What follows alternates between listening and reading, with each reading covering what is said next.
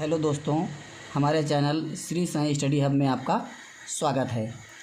जीव विज्ञान के अंतर्गत आज का टॉपिक रुधिर से संबंधित है।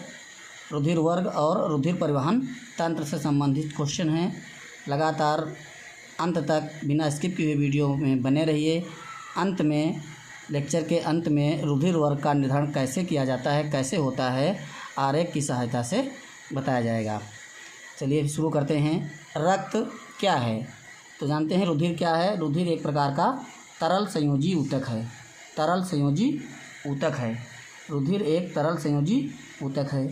हीमोग्लोबिन है। हीमोग्लोबिन है क्या? मानव रक्त में पाया जाने वाला पदार्थ। मानव रक्त में पाया जाने वाला आयरन युक्त, लौह युक्त पदार्थ। कैसा पदार्थ? लौह युक्त पदार्थ हीमोग्लोबिन। हीमोग्लोबिन शरीर में हीमोग्लोबिन का क्या कार्य है? हीमोग्लोबिन ऑक्सीजन का परिवहन करता है। ऑक्सीजन या ऑक्सी हीमोग्लोबिन के रूप में ऑक्सीजन का परिवहन पूरे शरीर में होता है। ये कार्य कौन करता है? हीमोग्लोबिन। रक्त में जो लाल रंग होता है, रक्त के लाल रंग होने का क्या कारण है? हीमोग्लोबिन के कारण। हीमोग्लोबिन युक्त शुद्ध रुधिर चमकीला लाल रंग का होता है। चमकीले लाल रंग का होता है हीमोग्लोबिन युक्त शुद्ध रुधिर। अगला, मनुष्य का औसत रक्तचाप कितना होता है? ब्लड प्रेशर कितना होता है? रुधिर दाब कितना होता है? रक्त दाब कितना होता है? 120/80 mmHg। mmHg ये जो दाब लिखा गया है वो mmHg मिलीमीटर है, पारे के दाब के बराबर है। कितना रहता है?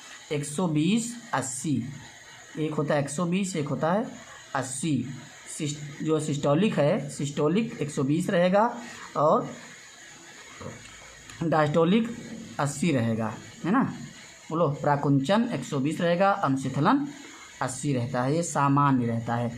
इससे कम या ज़्यादा होने पर रक्तदाब संबंधी बीमारी होती है। रक्तदाब मापते किसके द्वारा हैं? किसके द्वारा मापा जाता है? या स्फैग्मोमैनोमीटर द्वारा। स्फैग्मोमैनोमीटर के द्वारा रुधिर दाब ज्ञात करते हैं, मापते हैं, नापा जाता है। विलियम हार्वे किसकी खोज के लिए प्रसिद्ध हैं? विलियम हार्वे ने रुधिर परिसंचरण तंत्र के बारे में बताया था। किस प्रकार से रुधिर का परिसंचरण पूरे शरीर में होता है, किस प्रकार से हृदय रुधिर को पंप करता है। हमारे शरीर में रक्त का दाब होता है। हमारे शरीर में रक्त का दाब वायुमंडलीय दाब से अधिक रहता है। वायुमंडलीय दाब से अधिक रहता है। अब रक्त वर्ग के बारे में देखते हैं। वह रक्त वर्ग जो सर्वदाता है। सर्वदाता रक्त वर्ग कौन सा है? ओ। सर्वदाता मतलब ऐसा रुधिर वर्ग जो सभी को दिया जा सकता है। ओ। सर्वग्राही रक्त वर्ग कौन सा है? A B. ए बी रुधिर वाला व्यक्ति सभी वर्ग का रक्त ले सकता है और ओ रुधिर वाला व्यक्ति सभी को रक्त दे सकता है। इसलिए ओ को सर्वदाता कहते हैं और ए बी को सर्वग्राही कहा जाता है। ए बी को सर्वग्राही कहा जाता है। अगला क्वेश्चन देख लेते हैं।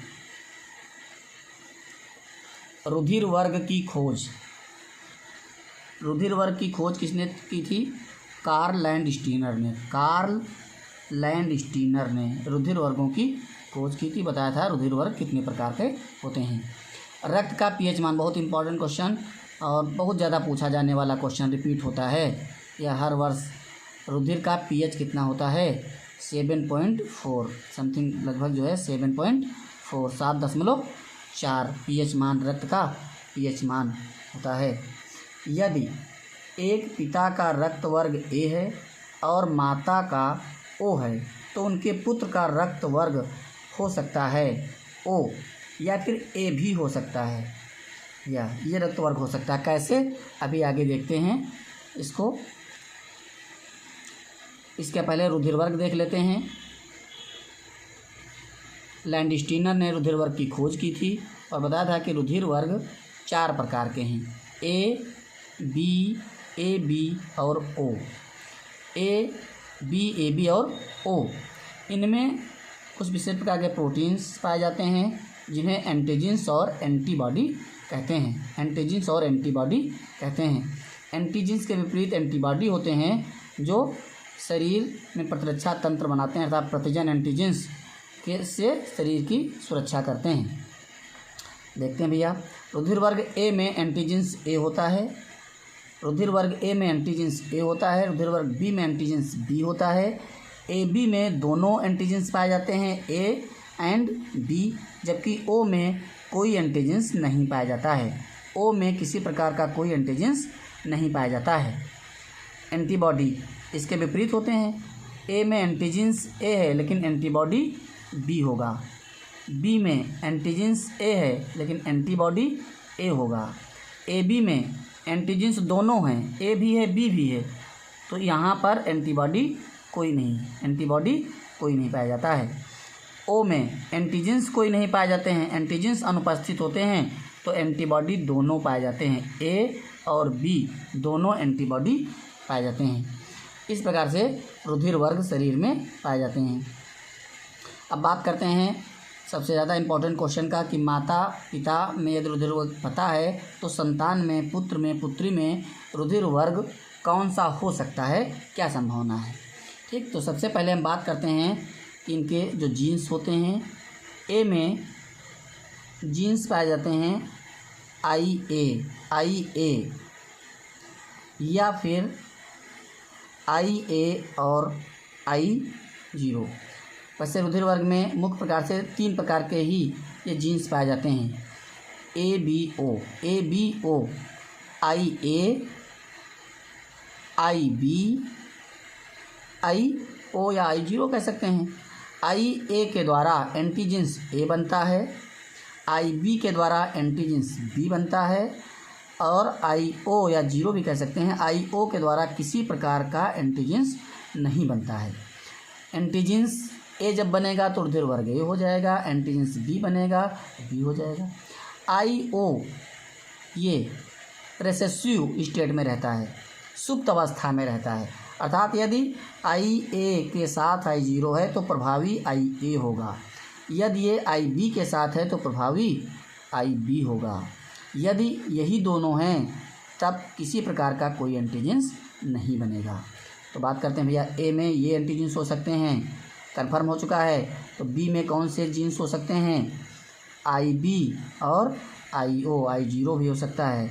और AB में दोनों प्रकार के जीन्स IA भी होगा, IB भी होगा। और O में I0 जीन्स पाए जाते हैं।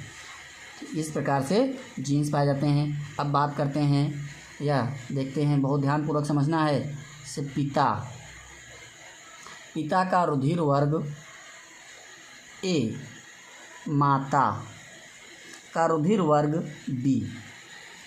अब पिता में रुधिर वर्ग A है, इसकी जीनी संरचना क्या होगी, IA, इसकी जीनी संरचना क्या होगी, IB, I0। या अब मेंडल के अनुसार संकरण करा देते हैं। देखिए, IA जीन्स IB के साथ, तो जीन्स IA बनेगा और IB बनेगा। अब इसी IA का संकरण I0 के साथ होगा तो IA और I0 बनेगा। कहते हैं अब इसका क्रॉस IB के साथ होगा तो IB I0 बनेगा। फिर I0 का क्रॉस I0 के साथ होगा तो I0 और I0 बनेगा। IA और IB जीन्स हैं, अर्थात दोनों एंटीजेंस बनाएंगे, A भी बनेगा और B भी बनेगा। जब दोनों एंटीजेंस बनेंगे तो रुधिर वर्ग AB हो जाएगा, रुधिर वर्ग AB हो जाएगा, रुधिर वर्ग AB हो जाएगा। यहाँ देखें, IA I0 है, I0 है, यहाँ पर प्रभावी ये होगा, अर्थात केवल एंटीजेंस A बनेगा, और जब एंटीजेंस A बनेगा तो रुधिर वर्ग A हो जाएगा। यहाँ पर इन दोनों में प्रभावी B होगा तो एंटीजेंस B बनेगा तो रुधिर वर्ग B हो जाएगा। यहाँ पर दोनों ही सुप्त अवस्था के आगे दोनों ही सुप्त जीन्स आ गए हैं, इसलिए यहाँ पर किसी प्रकार का कोई एंटीजेंस नहीं बनेगा, और जब कोई एंटीजेंस नहीं बनता है तो रुधिर वर्ग O हो जाता है। यदि पिता ए और माता बी है तो संतानों में रुधिर वर्ग ए बी भी हो सकता है, ए भी हो सकता है, बी भी हो सकता है और ओ, अर्थात चारों रुधिर वर्ग संभव हैं, चारों रुधिर वर्ग संभव हैं। एक एग्जाम्पल और देख लेते हैं, इसी के साथ एक एग्जाम्पल और देख लेते हैं, बिल्कुल क्लियर हो जाए ताकि भैया दोबारा किसी प्रकार कोई जरूरत न पड़े। पिता माता, पिता का रुधिर वर्ग ए, माता का रुधिर वर्ग बी, इसकी जीनी संरचना क्या होगी, IA I0 और इसकी दोनों IO या I0 रहेगी। अब इसका क्रॉस इसके साथ कराते हैं तो IA और I0 बनेगा, फिर इसी का क्रॉस इस दूसरे जीन्स के साथ कराते हैं IA I0 बनेगा, इस I0 का क्रॉस इसके साथ कराते हैं तो दोनों ही सुप्त जीन्स आ जाएंगे, इसका भी इसके साथ कराते हैं तो दोनों ही जीन्स सुप्त आ जाएंगे। तो यहाँ पर IA है तो प्रभावी कौन सा है, केवल IA है, इसलिए ए एंटीजेंस बनाएगा, यहाँ भी एंटीजेंस ए बनेगा। जब एंटीजेंस ए बनेगा तो यहाँ पर रुधिर वर्ग ए होगा, रुधिर वर्ग ए होगा। यहाँ पर दोनों सुप्त जीन्स हैं अर्थात कोई एंटीजेंस नहीं बनेगा, यहाँ पर कोई एंटीजेंस नहीं बनेगा, नो एंटीजेंस, कोई एंटीजेंस नहीं बनेगा, नहीं, यहाँ पर भी कोई नहीं, अर्थात जब कोई एंटीजेंस नहीं बनता है तो रुधिर वर्ग कौन सा हो जाता है, रुधिर वर्ग ओ हो जाता है। अर्थात यदि पिता का रुधिर वर्ग ये, माता का रुधिर वर्ग ओ है तो संतान ए वर्ग या ओ वर्ग की हो सकती है। और यहाँ देख रहे हैं 50% चांस हैं ए वर्ग के और 50% चांस हैं ओ वर्ग रुधिर के।